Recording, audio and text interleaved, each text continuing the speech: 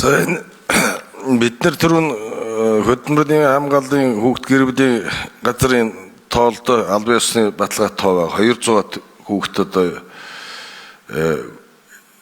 тэгш ингэж гаргаж ийн гэдэг асуудлыг биднэрт өгсөн байна. Тэгээд өөрөөсөө бас тусдаа хууль оруулах гэхээр бид нар донорын хуультай уялдуул нэг чинь эрүүл мэндийн ам та ярьж шийдэх асуудал өгсөн. Энийг бас судалж үзэр. Нөгөө талаар нэг тодруулах асуудал байна. За энэ нэг бүр шилжүүл сулах 1 жил амьдрах шалгууртай 99% гэж байна. 3 жил амьдрах шалгууртай $90.6% гэж байна. 10 жил амьдрах 75% гэсэн байна л да. Энийг юунд харьцуулаад гаргасан судалгаа юм бол нөгөө талаар сая би төсвийн асуусан ш төсөв ер нь хөрч ийн үгүй юу гэдэг асуудал.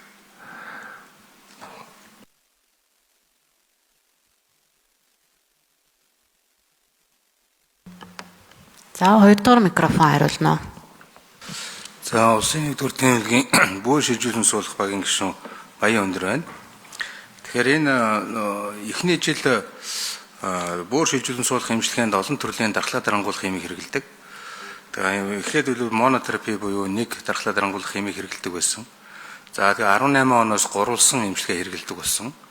За энэ эмчилгээтэй холбоотойгоор бүр шилжүүлэн суулгасны дараах бөөрийн өөрийн хохрох хүндрэл ийм юмуд гардаг.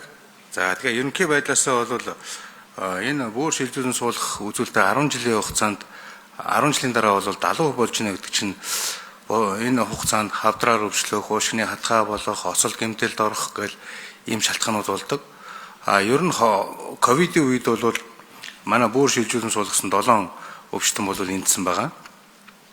Тэгэхээр дархлаа дарангуулах юм дархлаа нь буудсан хүмүүст бол хавдраар өвчлөх хэрэгсэл нь 10 жилийн дараа бол нэмэгддэг. За нэмэлт минутын өгнө. Ингийн хүмүүс ханаад хүрээд 7 хоног халуураад идэгчдэг бол дархлаа дарангуулах юм хэрэгжилж байгаа эргэтэн шилжүүлэн суулгуулсан өвчтөнгүүд тэр нь бол хатгаа болж өгдрөх хэрэгслүүд байдаг. Тэгээ дархлааг дарангуулна гэдэг маань өөрийн гадаад орчноос хамгаалах чадвар нь бол багасдаг. За бүр шилжүүлэн суулгах эмчилгээ хийх нь бол аппаратанд байснаас илүү аппаратны хамааралгүй эргэн хүнтэй хамаагүй адилхан гадаад явах бизнес эрхлэх ажил төрлөө энгийн эрүүл хүнтэй адилхан эрхлэх юм боломж нь бол бий болдог давуу талтай байгаа. Төсөвтэй холбоотой мөх сайхан сайд хариулна. За эргэтэн шилжүүлэн суулгах шаардлагатай хүмүүсийн одоо эмчилгээний төлбөрийг бол эрүүл мэндийн даатгалын сангаас гүйцэтгэлээр нь санхүүжүүлж байгаа. Одоо жишээ нь элэг шилжүүлэн суулгах мэдсэл ер нь 100 орчим сая төгрөгийн өртөгтэй гэж тооцоолж эрүүл мэндийн байгууллагт нь санхүүжилтийг олгож байгаа. Тэрнээс эргэн даатуулагч ерөөсө 5 сая төгрөгийн төлөөд уг мэдслийг хийлгэж байгаа.